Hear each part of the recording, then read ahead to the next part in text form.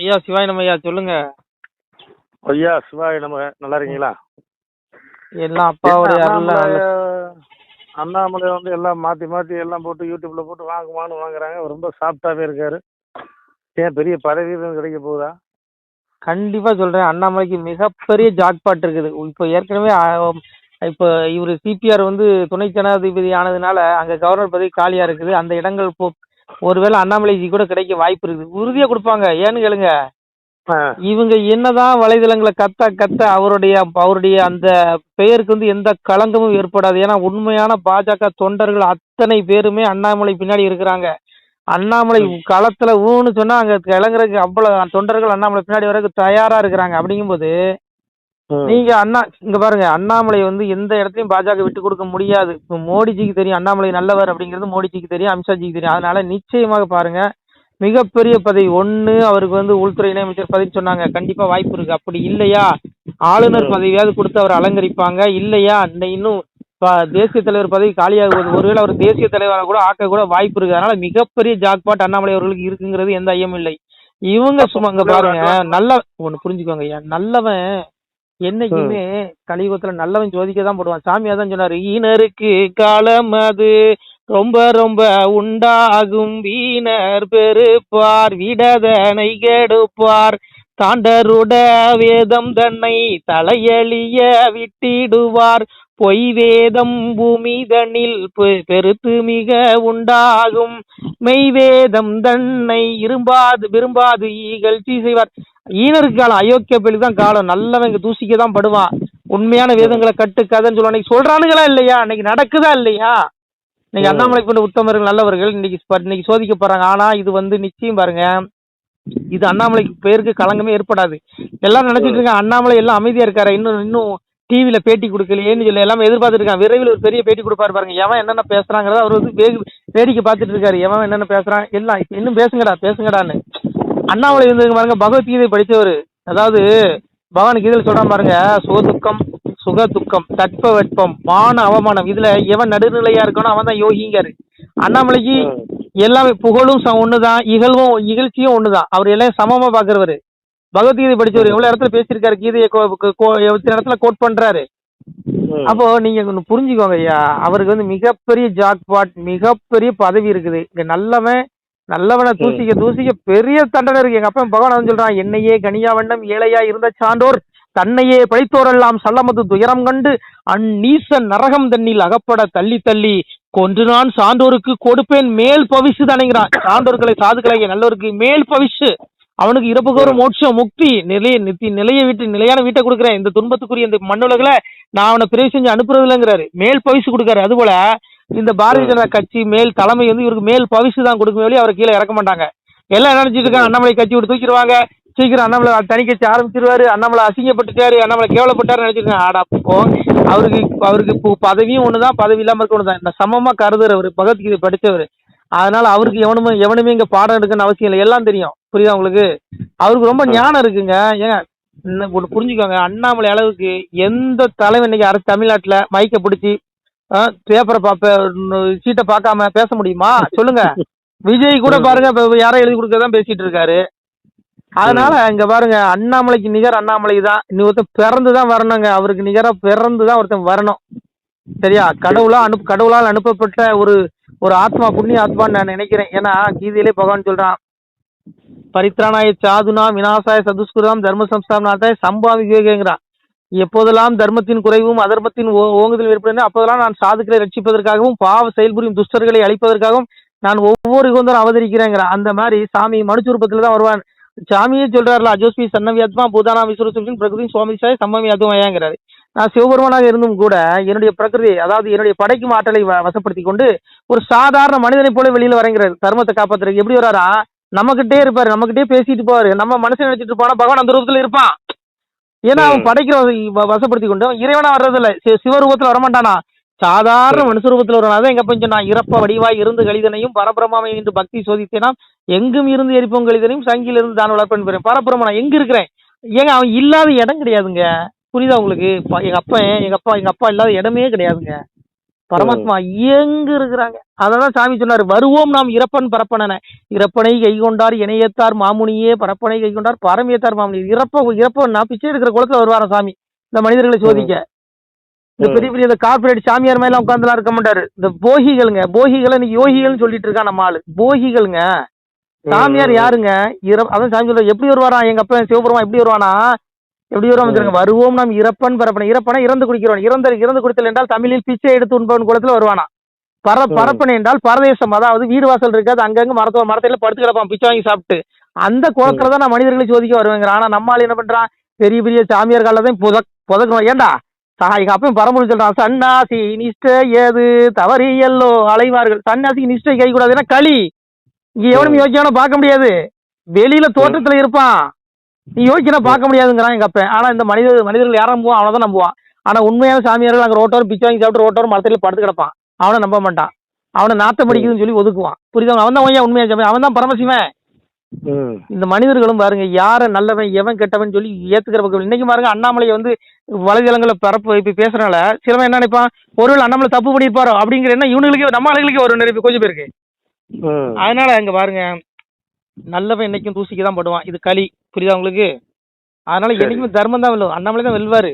அதனால அண்ணாமலைக்கு மிகப்பெரிய ஜாக்பாட். விரைவில் பாருங்க, பொண்ணு அவரை தேசிய தலைவர் ஆக்கி போடுவாங்க. அப்படி இல்லையா ஒரு மாநிலத்தில் ஒரு கவர்னர் ஆக்குவாங்க. ஏங்க கவர்னர் சிஎம் பதவியோட பெரிய பதவி. இதுக்கு மேல என்ன வேணும்? என்ன வேணும்? சிஎம் பதவிக்கு போவாங்க, கஷ்டப்பட்டு ரோட்டோரம் போய் மைக்க பிடிச்சிட்டு போய் பிரச்சாரம் பண்ணி கையில விழுந்து காலில் விழுந்தா வாங்க வேண்டியது. இது அப்படி இல்ல, உட்கார்ந்த இடத்துல கிடைக்குதா? ஏங்க கட்சி பிஜேபிக்காக வேலை செய்யாதவங்களுக்கு எல்லாம் அந்த பதவியை கொடுத்துருக்காங்க. பிஜேபிக்காக ஒரு வேலை செய்யாதீங்க, வேட்டையா சட்டையில அழுக்கு விட்டாதவங்களுக்கு எல்லாம் கௌரவ பதவி கொடுத்தாங்கல்ல. இவரு இந்த மனுஷன் பாவம் எண் மக்களை அதில் மக்களோடு மக்களா இருந்தவர். அதனால இவரு கண்டிப்பா பாஜக தலைமை இவர் அங்கீகாரம், ஒரு பெரிய அங்கீகாரம் கொடுக்கும். அதுல மாற்றம் இல்லை. நீங்க எல்லாம் வருத்தப்படாதீங்க. பதவிங்கிறது கூந்தல் மாதிரிங்க. இது அற்பையா? அண்ணாமலைக்கு தெரியும். பகவான் சொல்றாங்களா, தற்பெருமையும் மோகமும் அகன்றவர்கள், பற்று என்ற குறைபாட்டை வென்றவர்கள், பரமாத்ம ஸ்வரூபத்தில் நிலை பெற்றவர்கள், ஆசைகளை முழுமையாக அழித்துக் கொண்டவர்கள், இன்ப துன்பம் என்ற இரட்டைகளிலிருந்து விடுபட்ட ஞானிகள் அந்த அழிவற்ற பரமபதத்தை அடைகிறார்கள். நம்ம பிறந்த நோக்கமே அப்பாவுடைய திருவடி அடி. எங்க அப்பா இருக்க சிவபெருமா, அவன் திருவடியை அடியிருக்க நோக்கம். அதுக்கு எதெல்லாம் தடையா இருக்கு பாருங்க. நம்மளுடைய தற்பெருமை, ஆடம்பரம். அந்த பதவி வந்தோடனே ஆடம்பரம் தற்பெருமையில வந்துடும். பெரிய ஒரு பெரிய பதவி கொடுத்துருவீங்களேன், ஒன்னு கையில கால பிடிக்க முடியாது. அது வரைக்கும் போன் எடுப்பானுங்க, அதுக்கப்புறம் போன் பண்ண எடுக்க மாட்டாங்க, நம்ம கூட இருப்பானுங்க. அப்புறம் பெரிய பதவி பிஜேபி பெரிய பதவி கொடுத்தாலும் நம்ம போன கூட எடுக்க மாட்டேன். அந்த மாதிரி ஆயிடுவானுங்க. இந்த தற்பெருமை, இந்த மோகம், இதெல்லாம் அண்ணாமலை கிட்ட கிடையாது. இது வந்து கடவுளுக்கு எதிரானது. புரியுதா? உடைய ஆத்மா நரகத்தோடு தள்ளிப்படும். அதனால மனுஷனுக்கு எதிரியே அவனுடைய தற்பெருமை, மோகம், இது எல்லாமே. இந்த ரெண்டும் பதவி வந்துடும். அதை தான் அண்ணாமலை வந்து விரும்புறதே இல்லை. எதையும் பதவி அண்ணாமலைகிட்ட எத்தனை தடவை கூப்பிட்டு கேட்டாங்க, மந்திரி பதவி வேணுமா கேணுன்னு சொன்னாரா? ஏயா அவர் பதவி ஆசைப்பிடிச்சவரா இருந்தா அப்பதே மந்திரி பதவி வாங்கி அழகா ஜாலியா கார்ல போய் அது எஸ்கார்டோட சுத்திட்டு பந்தாவா கிழமை நல்ல சம்பளம், நல்ல தீனி, கொளுத்த தீனி கிடைக்கும். அவர் ஏன் எப்படி கஷ்டப்படும்? வர போங்கய்யா, வர சொல்லுன்னு சொல்லிட்டு போறட்டு. அண்ணாமலை தர்மம் வெல்லும், தர்மம் வெல்லும். நான் சொல்லல, சாமியே சொல்றாரு. தரடியது அழிந்தாலும் சத்தியம் அழியாதப்பா, சிவகாண்ட தீர்ப்பெழுதி தெரிவித்தேன் என் மகனை. சிவகாண்ட தீர்ப்பு எங்க அப்பன்னு சொல்றான், சிவபெருமான் சொல்றான். இது ரிஷிகள் வார்த்தை இல்ல, முனிவர்கள் வார்த்தை இல்ல, அப்பா சிவனுடைய வார்த்தை. அவன் சொல்றான், தரணி இந்த உலகமே அழிஞ்சாலும் மகனை சத்தியம் அழியாதுங்கிறான். சிவகாண்ட தீர்ப்பெழுதி தெரிவித்தேன் என் மகனை, அப்பா சொல்றான் சிவபெருமான். இது விடுங்க, அற்ப பதவிங்க. எவனோ வச்சு அழுதுட்டு போறாங்க. அப்பாவை தேடுங்க, விடுங்க, இந்த மண்ணலி போடுங்க. இதெல்லாம் என்கிட்ட பேசாங்க தயவு செய்து. நமச்சிவாய். சரிங்க, அட்வான்ஸ் வாழ்த்துக்களுங்க அண்ணாமலைக்கும் உங்களுக்கும். ஏன் அண்ணாமலை கண்டிப்பா சொல்றேங்க, விரைவில் 2 நாள் அறிக்கை வரும் பாருங்க. 2 நாள் அறிக்கை வரும் பாருங்க. கண்டிப்பா பாருங்க, அவர் வந்து கண்டிப்பா நிச்சயமா நடக்கும். பெரிய ஜாக்பாட் இருக்கு. கிடைக்கட்டும். சிவாய நம. திருச்சிட்டம்பலம், தில்லையம்பலம், பொன்னம்பலம். சிவாய நம. உறவுகளே, சிவ அன்பர்களே, தற்போது தாங்கள் இந்த வீடியோவில் பார்க்கக்கூடிய இடத்துல ஒரு சிவாலய திருப்பணி ஒன்று நடந்து கொண்டிருக்கிறது.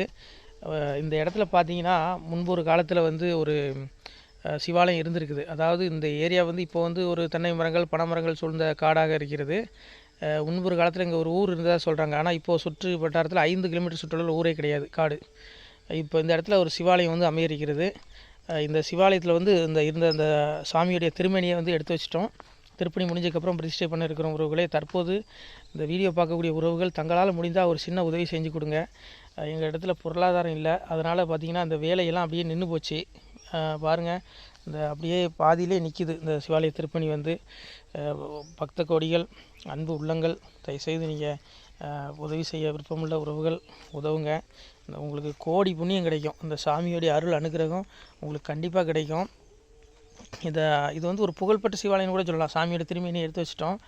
இந்த இடத்துல பார்த்திங்கன்னா ஒரு வாசி தண்டம் இருக்குது. அந்த காலத்தில் ஒரு முனிவர் யாரோ தவம் செஞ்சுருக்காங்க. அவங்களுடைய வாசி தண்டம் அவர் திருக்கரங்களால் எழுதின ஓலைச்சுவடி கூட இன்றும் இருக்குது, இன்னும் பாதுகாக்கப்பட்டு வருது.